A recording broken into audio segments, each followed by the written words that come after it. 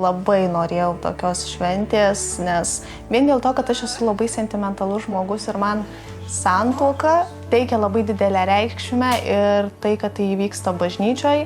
Ir dar dėl vieno dalyko, kad vestuvės yra toks dalykas, kur susirenka tau visi patys brangiausi žmonės į vieną vietą ir tai man tikriausiai labai didelę reikšmę teikia ir aš labai laukiu šitos dienos.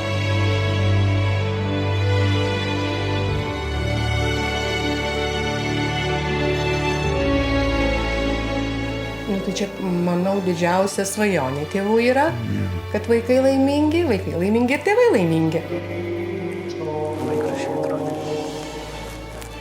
Sutarėm labai gerai sutarėm, vienas kitam padedam, nes tiek ir iš jo pusės yra labai daug pagalbos, tiek ne tik kad gyvenimiškose situacijose, bet ir toj pačioj buity labai daug. Iveta jums šį žiedą mano meilės ir ištikimybės ženklą. Padėk šį žiedą mano meilės ir ištikimybės tau ženklą. Klaidai ir Iveta, jūs esat vyras ir žmona prieš Dievą.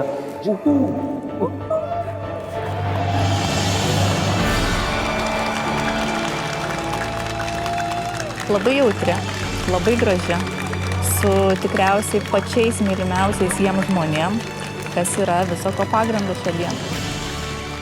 Tas momentas, kaip ir Iveta tėtis atvedė, tai Klaido, tas jautrumas rodė, patys tiesiog irgi verksim kartu su jais. Jie abu yra labai šilti, labai jautrus ir tie žmonės, į kuriuos visada galim kreiptis pagalbos.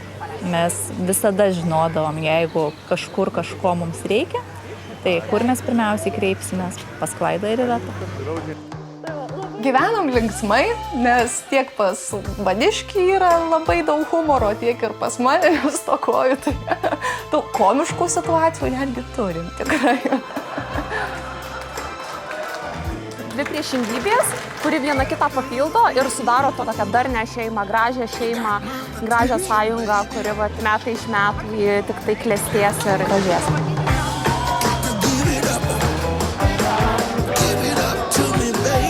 Po kurio laiko neįsivaizduoju kažko labai jau taip ryškiai, tiesiog labai norėčiau, kad būtume laiminga šeima, o kokia jau jinai man bus, man to ir užteks, svarbu, kad būtume laimingi.